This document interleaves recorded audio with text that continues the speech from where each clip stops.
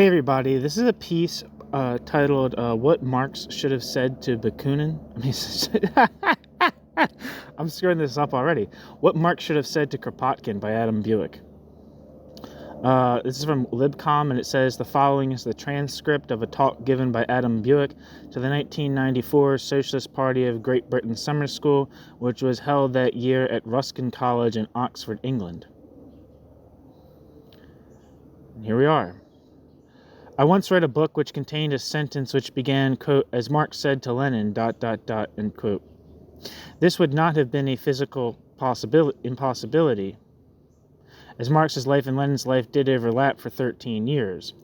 But quite why and how Marx would have confided his political views to a schoolboy in provincial Russia was not explained. In short, it never happened, nor was it plausible to imagine it could have happened. Marx-Kropotkin meeting, on the other hand, though it never did happen, could well have. Kropotkin was born in 1842, Marx in 1818, so, although Marx was a generation older, they could have met and discussed, just as Marx had in fact met and discussed with the three founding fathers of modern anarchism, Proudhon, Bakunin, and Max Stirner. If Marx and Kropotkin had met, it could have been on two occasions. In 1876-7, when Kropotkin arrived in England after making a dramatic and well-publicized escape from a Russian prison, or in 1880-81, when Kropotkin again lived in England for a while before going to France and ending up in a French prison. As a matter of fact, I think Marx would have been quite keen to have met Kropotkin on both these occasions. In the last years of his life, he was to die in 1883 at age 65. Marx took a great interest in Russia.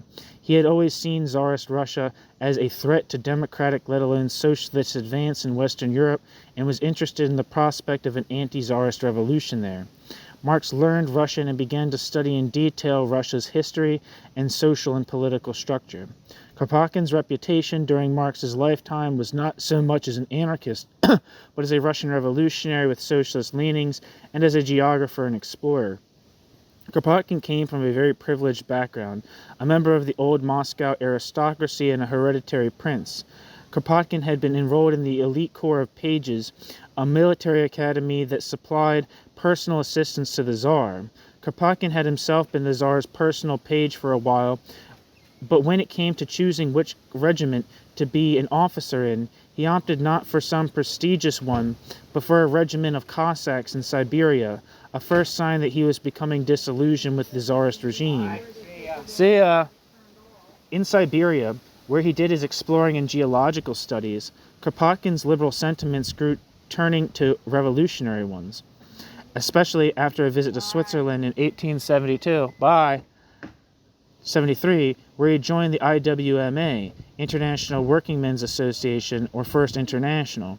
On his return to Russia, he became involved in a revolutionary circle of the, quote, go to the people, end quote, variety, rather than the conspiracies to assassinate Tsarist officials and even the Tsars that later developed.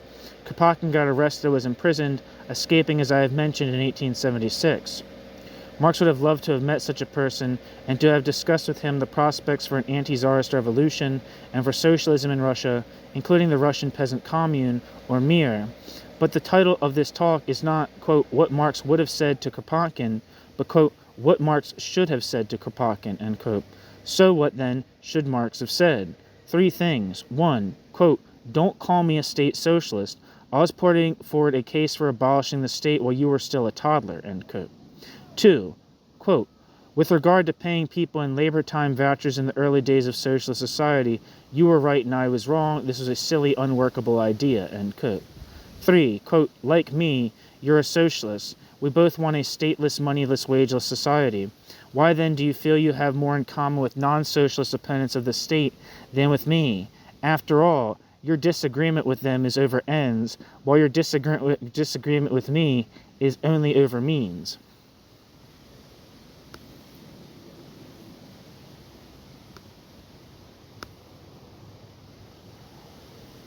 One second, I want to put this into down somewhere.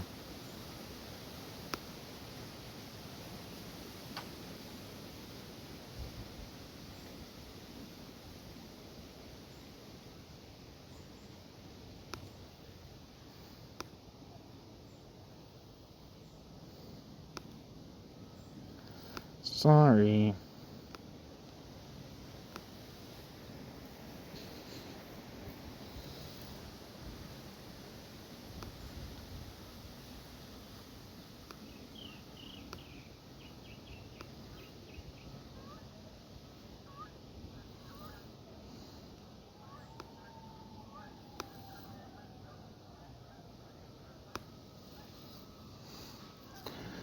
Okay, new section, Marx. Most people in this room already know, either from reading Marx themselves or hearing the arguments, that Marx was not what in the 1880s and 1890s was called a, quote, state socialist, but that, on the contrary, Marx was what might be called a, quote, no-state socialist, end quote. This, however, is not what most people think out there. This is not what most people out there, including many otherwise well-informed people, think. The myth of Marx the statist is widely accepted. As a result, it has to be said, not just of his critics, but also of many, perhaps even most, of those who have regarded themselves as his supporters. But it is a myth, and one that I'd like to begin by demolishing. The French Marxologist Maximilien Ribel, I have pieces by Ribel on this channel, including Marx, Theoretician of Anarchism, in an article first published in 1973 entitled Marx, Theorist of Anarchism, has even argued that Marx was one of the pioneers of modern anarchism. I'm not sure I'd want to call Marx an anarchist without qualification, but I think a strong case can be made for seeing Marx as the first person to put forward a full theory of no-state communism. Marx was, if you like, the first coherent and consistent theorist of an anarchist communist society. The quotes that I'll be using to show this are mostly taken from Ribel's article. Marx became a socialist, or communist as it was then known, and as Marx generally described himself, sometime in 1843. Before that, Marx had been a simple Democrat and active as the editor of a Cologne newspaper financed by the radical section of the Rhineland Capitalist, in which advocated political democracy for Prussia, which governed the Rhineland and Germany generally.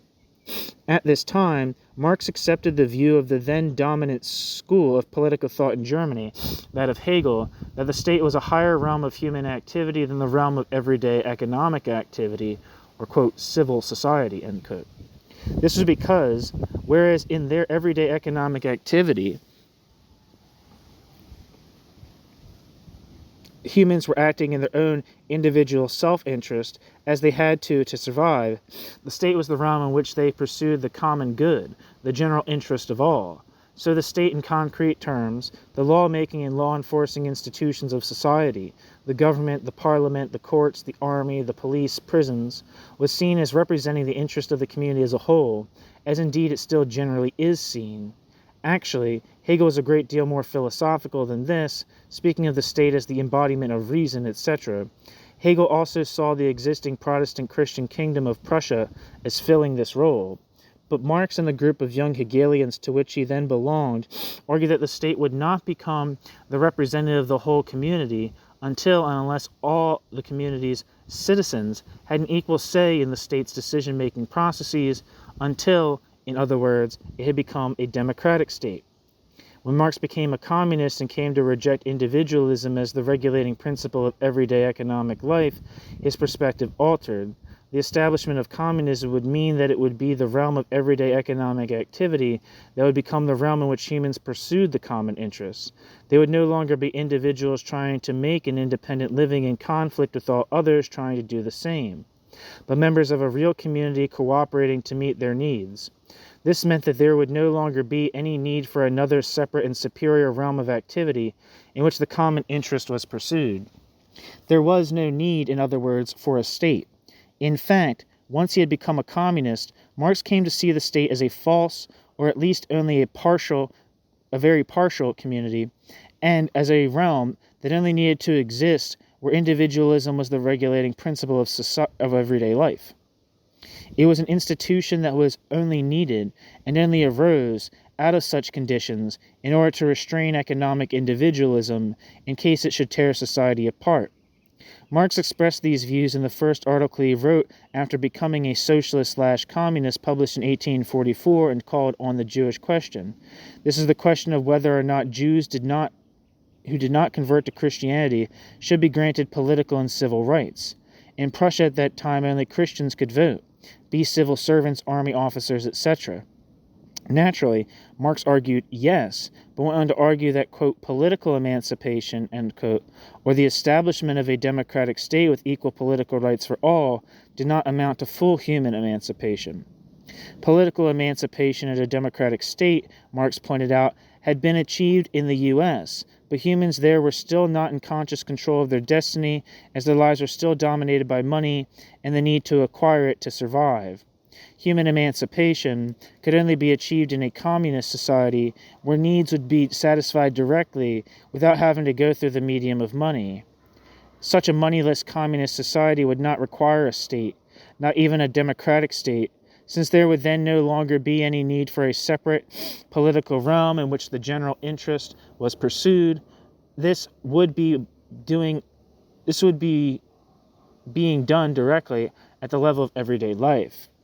As Marx put it in the philosophical terms in which he then expressed himself, quote, man must recognize his own forces as social forces, organize those social forces, and thus no longer separate social forces from himself in the form of political forces. Only when this has been achieved will human emancipation be complete, end quote. Marx, Jewish Question, 1844, early text. So what Marx was advocating was a society without money and without a state, an anarchist communist society, if you like, and this remained his goal for the rest of his life, as a few quotes will confirm, quote, the existence of the state and the existence of slavery are inseparable, end quote. 1844. Quote, the proletarians find themselves directly opposed to the form in which, hitherto, the individuals, of which society consists, have given themselves collective expression, that is, the state. In order, therefore, to assert themselves as individuals, they must overthrow the state, end quote. Marx. 1845, German ideology. Particularly significant is what Marx wrote in 1847 in The Poverty of Philosophy. This is a criticism of the economic views of Proudhon, the man who is regarded by anarchists as the founder of modern anarchism. Proudhon wanted a society without government, a society called, quote, anarchy. However, he was not a socialist or communist, but an advocate of various cranky financial reforms in the context of a completely free market economy. In fact, Kropotkin was a bitter opponent of communism. What did I say? Did I say Kropotkin? Jesus Christ. Proudhon. Oh man, I'm fucking falling apart. However, Proudhon was not a socialist or communist, but an advocate of various cranky financial reforms in the context of a completely free market economy. In fact, Proudhon was a bitter opponent of communism, as Proudhon believed that this would immensely increase the power of the government and turn people into state slaves, the common bourgeois objection to communism at the time. So it is very relevant how Marx dealt with Proudhon's views. Naturally, he shows that a free market economy based on free credit is not the answer. Communism is, but Marx underlines that this will be a society without a state. Quote, does this mean that after the fall of the old society, there will be a new class domination culminating in a new political power? No. The working class, in the course of the working class's development, will substitute for the old civil society an association which will exclude classes and their classes' antagonism. And there will be no more political power properly so called, since political power is precisely the official expression of antagonism in society, end quote. Marx, Poverty of Philosophy, 1847. Exactly the same point is made in the 1848 Communist Manifesto, quote, when in the course of development, class distinctions have disappeared and all production has been concentrated in the hands of the associated individuals, the public power will lose the public power's political character, end quote. Marx and Engels, 1848 Communist Manifesto. After the bloody suppression of the Paris Commune in 1871, Marx was called upon to write what amounted to an obituary for it on behalf of the General Council of the International Working Men's Association. Marx wrote various drafts for this statement, which was published under the title The Civil War in France. In one of these drafts, Marx wrote, quote, this was, therefore, a revolution not against this or that legitimate constitutional, republican, or imperialist form of state power. It was a revolution against the state itself, of this naturalist abortion of society, a resumption by the people for the people of its own social life. It was not a revolution to transfer it from one fraction of the ruling class to another, but a revolution to break down this horrid machinery of class domination itself." End quote. This was an exaggerated description of what the Paris Commune was about. It was not the attempted socialist revolution that this suggests, and it was no doubt because of this that Marx did not include this passage in the final version. But it shows very clearly that Marx thought that the socialist revolution had to be a revolution against the state, not a revolution to establish a more powerful, centralized state. I want only to give one more quote from Marx, but a very significant quote, as in this quote, Marx uses the actual word, quote, anarchy. In the course of the dispute that broke out in the International Workingmen's Association after the suppression of the Paris Commune, Bakunin circulated a document in which he claimed Marx stood for a new state, in which a new ruling class of ex-workers would rule over the mass of workers who would remain exploited and oppressed. Marx wrote some notes in the margin of his copy of Bakunin's pamphlet. Some are just words like, quote, idiot and, quote, ass, but others are more substantial, including the following, quote, all societies understand by, quote, anarchy, end quote, this, the aim of the proletarian movement, the abolition of classes, once achieved, then the power of the state, which serves to keep the great producing majority under the yoke of a small exploiting minority, will disappear and the functions of government will be transformed into simple administrative functions, end quote. Here Marx is saying, that's from 1874, here Marx is saying in explicit terms that the communist society he sees as the aim of the working class movement is to be a no-state, no-government society. Here Marx is proclaiming himself to be a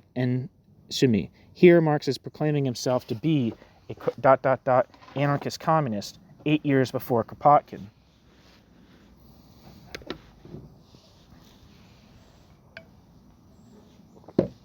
New section. Kropotkin. There can be no doubt that Kropotkin was a socialist in the sense we use the term.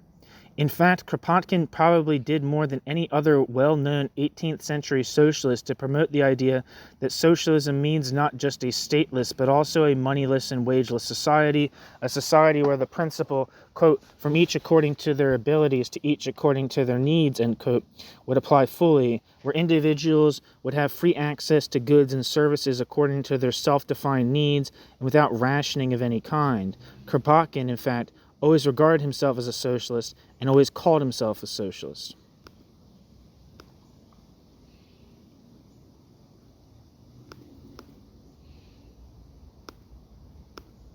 One second.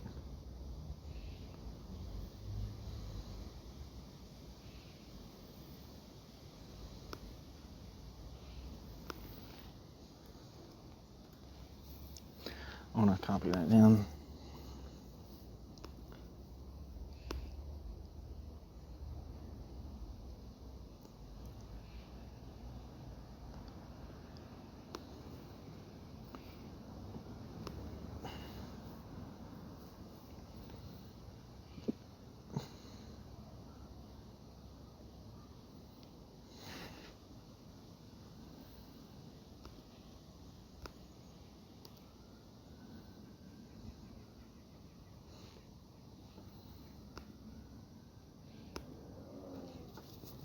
Okay, sorry.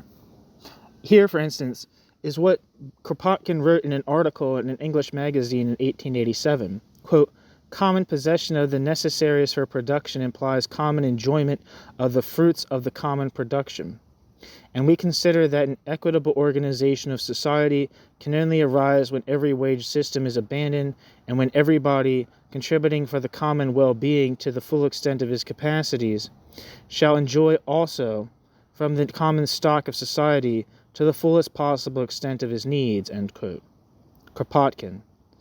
The Swiss Eurofederation of the IWMA adopted, quote, complete communism, end quote, as the Swiss Eurofederation of the International Workingmen's Association's aim in 1880. I think that IWMA ended in 1872, so I don't know what this, I guess this is like the section continued to exist. I guess is like the other parties of the International Working Men's Association continue to exist after the formal ending of the International. Previously, the Swiss Euro Federation of the IWMA had stood for the common ownership of all productive resources, but for a person's share in consumer goods and services to be proportional to the numbers of hours of work they performed. Kropotkin and others criticized this as being only, quote,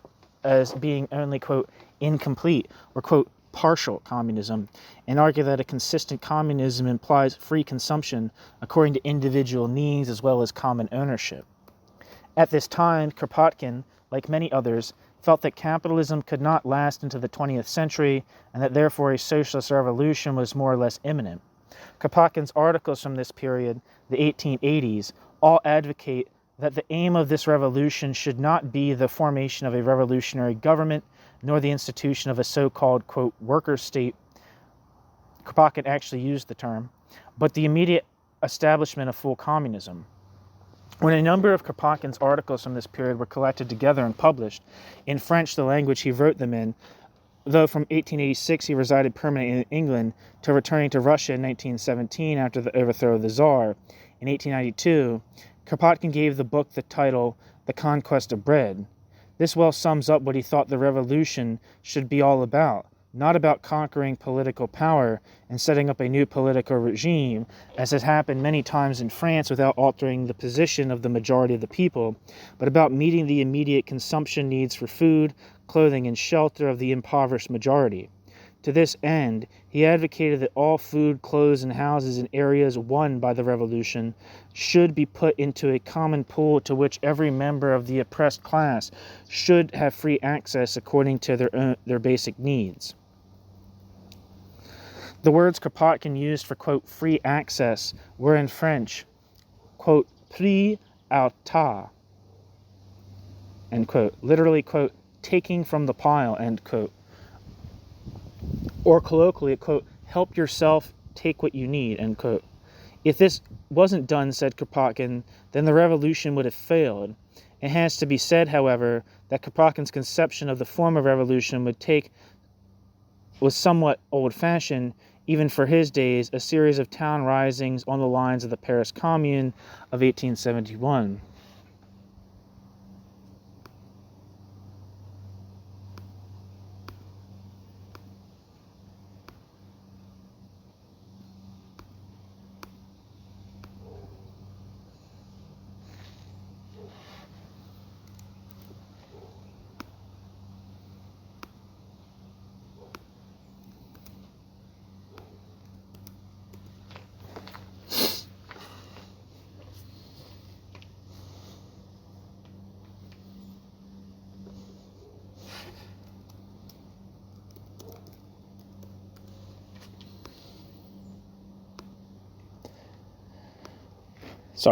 One of the articles that later appeared in The Conquest of Bread was called The Wage System, written in 1888. It appeared as a pamphlet in English in 1889. In my opinion, is the best refutation that has been written on the idea of labor time vouchers, an idea, of course, that Marx somewhat unwisely endorsed in his 1875 comment on the Gotha program of the German Social Democrats. Kropotkin's criticism was not in fact specifically aimed at Marx. Kropotkin couldn't have known that what Marx's views on the subject were, since Marx's comments had not been made public at the time Kropotkin was writing. It was aimed at all those, including some anarchists as well as the German Social Democrats, who advocated the use of labor time vouchers, labor certificates, labor checks, labor chits, labor money, labor notes, as they were variously called, to regulate consumption in a socialist society. Kropotkin put forward two simple but effective arguments. First, that it just didn't make sense to try to measure an individual's contribution to production. This was impossible since production was not or no longer individual, but was cooperative and social. All the workers in a particular factory or mine contributed to the product, but only as a group, not individually. In fact, In the end, all that is produced is the result of the collective work effort of all the producers in all farms, mines, factories, transport services, etc. So, quote, no hard and fast line can be drawn between the work of one and the work of another. To measure them by results leads to absurdity. To divide them into fractions and measure them by hours of labor leads to absurdity also.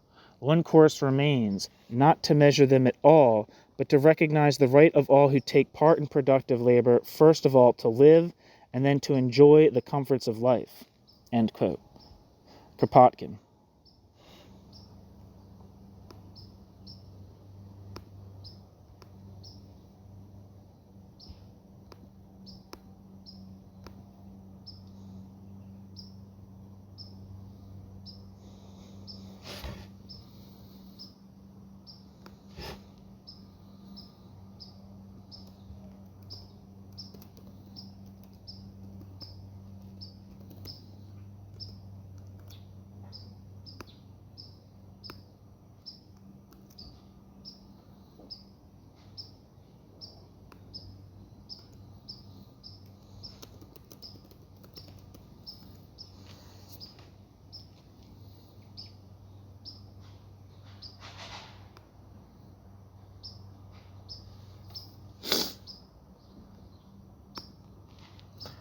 Kropotkin's second argument was that, in any event, and even if production had still been individual, it still wouldn't be fair to ration a person's consumption by the number of hours worked, because the skills they would be using would have been acquired only through society. They weren't born with them, but were benefiting from the experience of countless past generations, and the towns and factories they worked in, as well as the general level of education and culture, were likewise the result of the work of past generations. So, quote, a society that has seized upon all social wealth and has plainly announced that all have a right to this wealth, whatever may be the part they have taken in creating it in the past, will be obliged to give up all idea of wages, either in money or in labor notes, end quote. Kropotkin. What Kropotkin was claiming was that the labor time voucher, to use labor time vouchers to regulate consumption, would be to retain the wages system. If people have to be given labor vouchers to regulate consumption, this implies that goods and services have to be given labor time, quote, prices. I've got the word, quote, prices, end quote, in inverted commas, because in my notes, but I could as well have left them out, as it is clear that the labor time voucher system does imply problems of supply and demand, inflation, devaluation, etc., even taxes, just like the ordinary monetary system does. When he endorsed labor time vouchers, Marx never said anything about this, though Marx had done earlier when he had discussed and dismissed as unworkable various schemes that had been put forward for introducing labor money under capitalism. What he failed to realize was that many of his objections also applied to the use of labor time vouchers in socialism. Labor time vouchers were or would rapidly have become labor money, and we'd be back to buying and selling and capitalism. It was Kropotkin's merit to have seen this and to have denounced the labor time voucher system as nonsense, a criticism, of course, which we have long taken on board.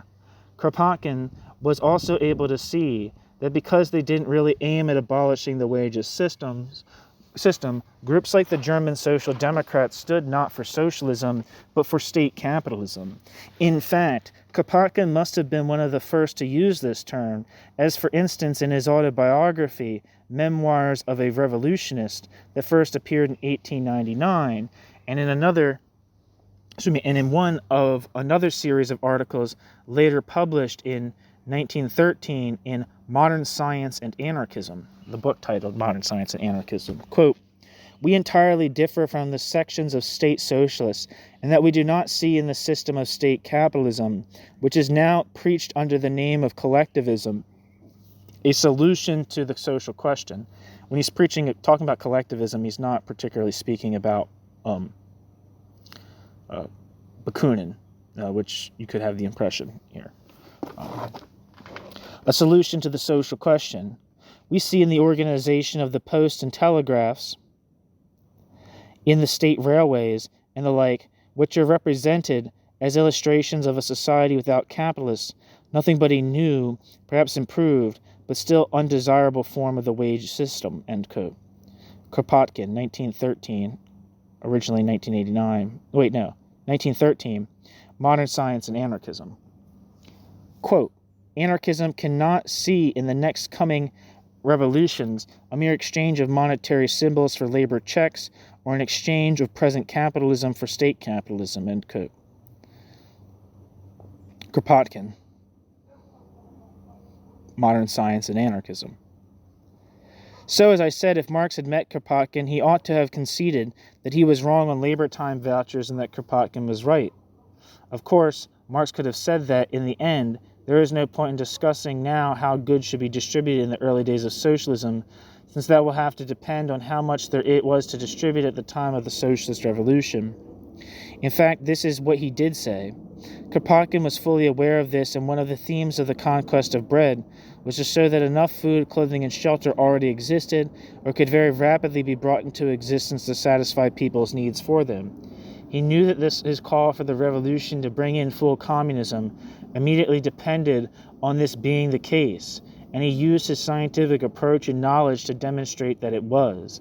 This was also the theme of his other book, Fields, Factories, and Workshops, the first edition of which came out in 1899. Whereas the assumption in the conquest of bread was that communism would and should be implemented to begin with in one town and its surrounding countryside, here Kropotkin set out to show that a self-sufficient anarchist communist society could be established in the two islands that make up the British Isles. In the 1880s, as I said, Kropotkin really believed that a socialist revolution was more or less around the corner. When it became clear that this was not the case, Kropotkin settled down to trying to give anarchism a scientific basis in much the same way as Engels did for socialism. Just as Engels spoke of, quote, scientific socialism, so Kropotkin spoke of, quote, scientific anarchism, end quote. Kropotkin was in fact better qualified to do this than Engels, since he was actually a scientist himself, having made a major contribution to an understanding of the geology and geography of Northeast Africa, and nearly becoming the secretary of the Russian Geographic Society. Kropotkin had been offered the post but turned it down in order to devote his life to revolutionary activity. Kropotkin's great achievement here was undoubtedly his book Mutual Aid, published in 1902, which used to be on the bookshelves of every socialist. In fact, we used to sell it as a socialist book along with those of Marx and Engels, subtitled, quote, A Factor in Evolution, end quote. This is a refutation of the social Darwinist view, then very popular as a defense and justification of capitalism, that capitalism was natural as, quote, the struggle for existence, end quote, and, quote, the survival of the fittest, end quote, were inevitable features of all animal societies, including those formed by the animal species Homo sapiens.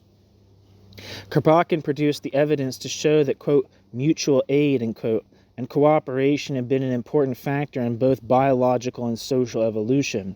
It was the right book at the right time as far as socialists were concerned, and by the right person, a socialist who had had some scientific training and experience. This no doubt explains its one-time immense popularity among critics of capitalism. It showed that nature was not like capitalism and that human beings were social, cooperating animals and not isolated, competing individuals. This has since been confirmed many times by other scientists, anthropologists, ethnologists, sociologists, and others, and is now an integral part of the case for socialism, as a refutation of the so-called, quote, human nature, end quote, objection. Incidentally, the American scientific writer Stephen Jay Gould, in his collection of articles for Bully for Brontosaurus, had a chapter on Kropotkin called Kropotkin was no crackpot, in which he says that most of what Kropotkin wrote in Mutual Aid has stood the test of time, even if he did commit the same fallacy of the social Darwinist, to reach the opposite conclusion, of course, of arguing for what happened in the rest of nature to what should happen in human society. New section, creating an anarchist tradition. The other thing Kropotkin did, once his revolutionary days were over, was to try to create an anarchist tradition separate and distinct from the socialist tradition. Originally, those who became the anarchists were one of a number of different groups within the First International, a group which saw themselves as socialists and who called themselves socialists. They stood for the end of the rule and privileges of the bourgeoisie, for the common ownership of productive resources, for the abolition of the wages system, and for production for use, not profit. In other words, they were part and saw themselves as part of a broader anti-capitalist movement. This, no doubt, is why we today would find just as much to agree with in the writings of those in this tradition, Kropotkin, Malatesta, Rudolf Rocker, Alexander Berkman, and others, as we do in the writings of those more directly in our tradition, Kautsky, Rosa Luxemburg, and Plekhanov.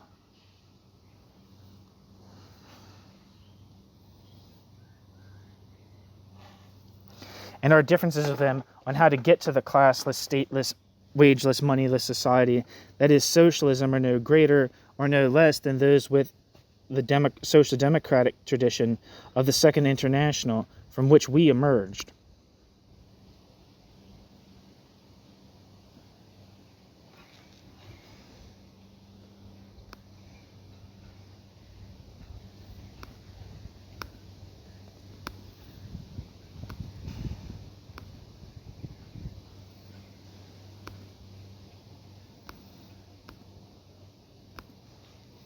Sorry, 1 second.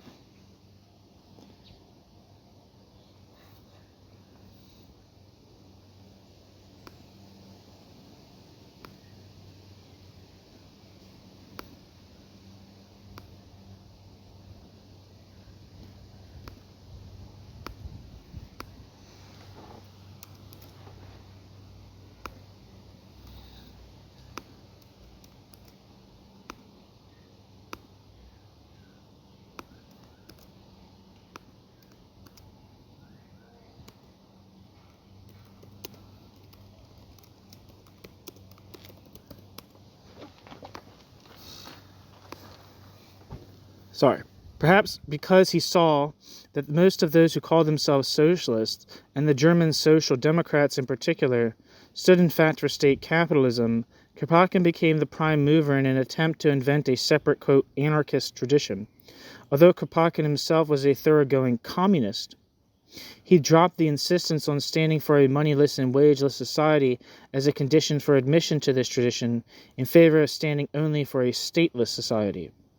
As a result, some strange people from a working class point of view came to be included, in particular extreme individuals like Max Stirner, as well as various currency cranks and free marketeers and other advocates of complete laissez-faire in the tradition of Proudhon, all of them raving anti-socialists, but with whom Kropotkin felt some affinity just because they envisaged the disappearance of the state, even though they were all in favor of money in the market. It has been said that Kropotkin, who wrote the contribution on anarchism that appeared for years in the Encyclopedia Britannica, largely succeeded in creating this anarchist tradition, which lumped together all those who opposed the state from whatever point of view. It has affected anarchism ever since. Most anarchists today justify their anarchism not on the grounds that they want to abolish the state, but because it is an instrument of class oppression and defender of private property and capitalist exploitation, but on the grounds of the, quote, right of the individual, end quote, to be unrestrained by any external authority. I'll be cautious about that claim, but maybe that's true in 1994. Look at the various anthologies of anarchism in the bookshops, and you will see that the socialist element has shrunk to a distinct minority viewpoint. And that's true. And this is a whole thing, right? I think you read the book, I read a lot of books from England, because it seems like England is like where they're kind of like, or Britain, I should say, where they're writing a lot of this interesting stuff on anarchism, communism, and whatnot, at least in the Anglican world. And, excuse me, it's a nasty little burp there. Is that,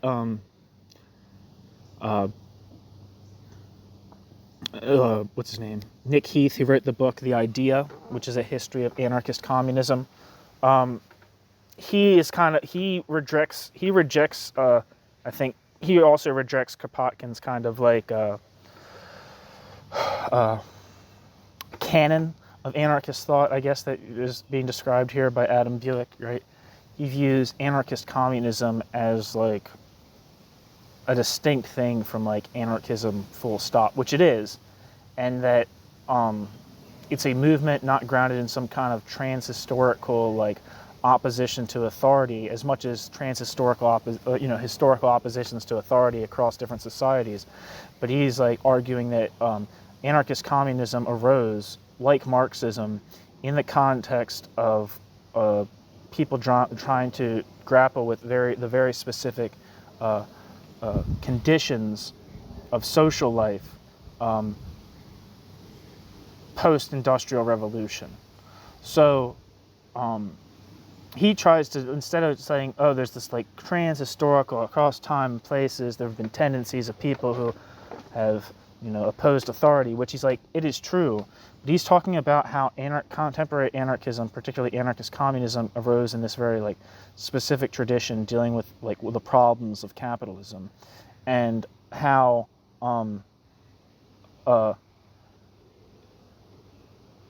like he's definitely more interested in like, he's less interested in kind of like trying to create some kind of merely focus on this kind of like the canon of those opposed to the state or like the authority, and more opposed to those who substantially understand is the project of creating a real project of establishing an anarchist revolution, is a social revolution, not merely against the state, but also against capitalism and its necessary categories of commodity and money. He probably wouldn't couch his description, and he might not use the words categories, but he's definitely like, I think he would definitely very much agree with this critique. This anarchist communist Nick Heath would very much agree with what Adam Buick is saying here. I wonder if they know each other personally. I think they're like the same age. I think they're both London people, maybe. I'm not sure.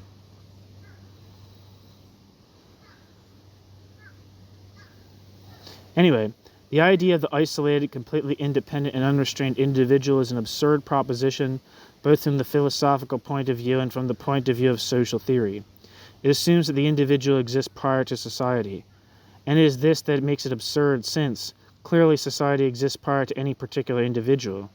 An individual human being could not exist outside society. All the things that makes humans specifically human arose in and through society. Language, abstract thought, the transmission of acquired experience by non-biological means, the consciousness of being a separate individual, even our physical attributes, voice box, brain size, all these are social products. Society is, of course, composed of individuals, but of social and really already socialized individuals, not of previously independent existing individuals who came together to set up society and who retained certain pre-existing rights against society, including the right not to comply with majority decisions if they don't want to.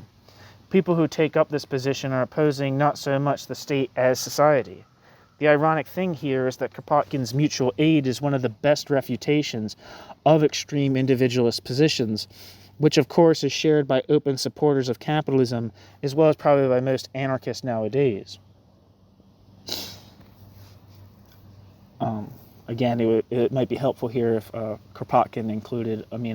Buick here included some names and some citations, but we'll give him a break. It was because he understood that anarchists, including some who regarded themselves as communists, were taking up an anti-society rather than a simple anti-state position, that William Morris always refused to call himself an anarchist. In fact, to denounce anarchism in this sense as an impossibility. This from a man who is on record as saying, quote, state socialism? Quote, state socialism, ? I don't agree with it, In fact, I think the two words contradict one another, and that is the business of it is the business of socialists to destroy the state and put free society in its place, end quote. William Morris, Commonweal. So there would have been no need for Marx to have been clairvoyant in the early 1880s and warned Kropotkin against going off the rails by associating with anti-socialist individualist anarchists, as he was too after Marx's death. Morris could have done it for him, and no doubt did, since Morris and Kropotkin met frequently up to Morris's own death in 1896. It only remains to mention the sad end to Kropotkin's political life. When in 1914 war broke out, Kropotkin came out in a vociferous support of the British, French, Russian side against the German, Austro-Hungarian side in that struggle for markets, trade routes, and spheres of influence.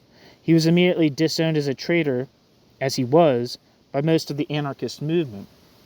It is clear that his character was marred by a deep-rooted anti-German prejudice, which led him to advocate and cheer on the slaughter of millions of workers in a conflict between two imperialist power blocs. Even after he returned to Russia, following the overthrow of the Tsar in March 1917, Kropotkin still advocated continued Russian participation in the slaughter. The Russian soldiers, however, were more sensible. They voted with their feet, as Lenin put it, by simply walking away from the front. Kropotkin died in Russia in February 1921, and his funeral was the occasion of the last public opposition to the state capitalist regime Lenin and the Bolsheviks were setting up in Russia. He died a discredited old man, but this should not detract from his contribution to socialist ideas in the rest of his life. After all, some others who we have always recognized made a contribution After all, some others who we have always recognized made a contribution, such as Kautsky and Plekhanov, also took separate sides in the imperialist slaughter, and we are on record as criticizing Marx for his support of the British, French, Turkish side in the Crimean War. It should be noted also that Marx definitely was in support of and Engels were definitely in support of the Prussian side in, maybe I'm wrong, I don't think I'm wrong though. Marx and Engels definitely took a side in the Franco-Prussian War of 1870. Now, they criticized the taking of Alsace-Lorraine by the newly founded German Empire, but they definitely supported that war as a means of consolidating a unified German state. All right. So this idea that I think that you could also make criticisms of them for that. Also, I think if there was a Republican state in Germany, and maybe even not, but if there was some kind of war between the Western powers in the 19th century, say Republican France or relatively or liberal, how far you want to go with democratic is a question, but definitely liberal and Republican in a sense in powers, say like France and Great Britain, if they went to war with Tsarist Russia, they would have certainly on the land, obviously they do in like the Crimean War, right here, Marx and Engels most certainly would have been against Tsarism. They viewed Tsarism as like the most reactionary force probably in the world.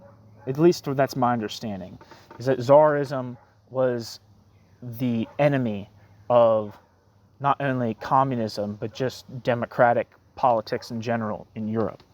So they definitely didn't, I don't know, it seems like, yeah,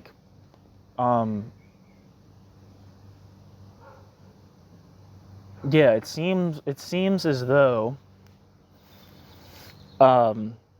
there's,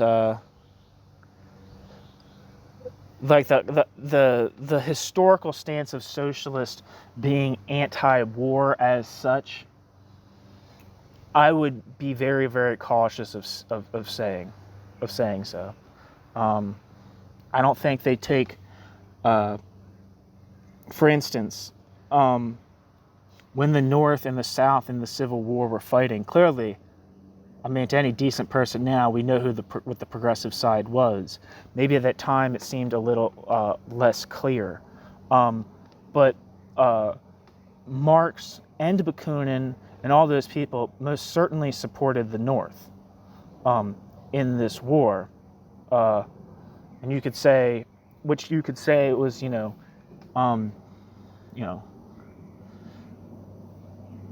definitely in some sense like an interstate warfare that really caused a lot of death for the working class of the North and the working class of the South. But they still didn't just view it as a question of indifference, which side won that conflict. And the question is, like, maybe they, and I think they were right to think that. And maybe if, like, depending on the certain war, like there might be a side that's relatively more progressive than the other side. And it's a difficult question to ask, and it's more of like, it's kind of hard to have like a categorical or theoretical like answer for that at like a priori, without like looking into like the specifics of it, right?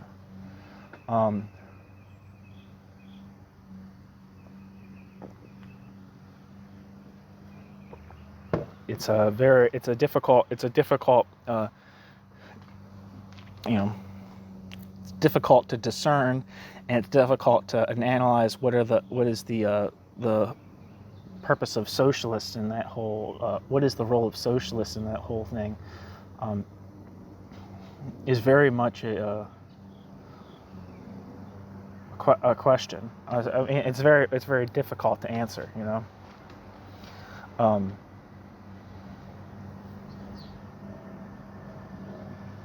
I think it might be problematic to say shrug your shoulders and shame on both your houses. At all, like, not in a lot of cases it is. I think in World War I, in this case, it was definitely the internationalist position was definitely the right position, and the Simmervolt left, and all the lefts that opposed the war were in the right in that particular instance. But I don't know if you can like translate that into like a transhistorical or a transhistorical or even a generalized principle about like how a socialist should respond to any given armed conflict, right? Like, it seems to me to be a very much a mistake is that the war between France and Germany, say in 1917, in 1914, 14-18 war, the 1914 to 1918 war, was the same battle in World War II, right? Like, Republican France fighting Nazi Germany, it seems to me very problematic to be like, oh yeah, they're just, bourgeois imperialist powers at their core, so like socialists should just be indifferent to who wins in that conflict. It's a matter, like, it doesn't matter if like an exterminationist, especially expansionist power is conquering a Republican state, however limited the freedoms afforded by a Republican state might be, is just a matter of indifference. I would be very cautious about saying that. And like, you know, like if there is some kind of substantial thing on the ground where there's like, you know, like I would hope, you know, like I think that's, you know, that's what was I gonna say? I forgot what I was gonna say. It's tricky. Let's put it that way. It's tricky. And it requires a more empirical analysis than just being like, fuck war, or no support for either side, or like no, you know, something like that. That seems weird. That seems very, I mean, it seems, especially when the 20th century has been what it is, to hold on to that principle kind of abstractly without kind of like, I don't know, I'm not sure, or at least have some doubts about it, or like some, you know, pretty rigorous defense about it. Not that Adam Buick needs to be doing that here by any means, like he's not talking about that, but I'm just kind of thinking out loud. Yeah. Anyway, the last paragraph is, I want to end on a point anarchists should appreciate. This talk has been called, quote, what Marx should have said to Kropotkin, end quote. But neither Marx nor Kropotkin should be regarded as authorities whose views should be accepted just because they put them forward. They should be regarded simply as two 19th century socialists who made some interesting contributions to the development of socialist ideas. Their views are not and should not be regarded as any more, quote, authoritative, end quote, than those of any of us in this room. The case for a classless, stateless, moneyless, wageless society rests on the facts and on its own merits, not on what one or other great man may or might not have said or contributed.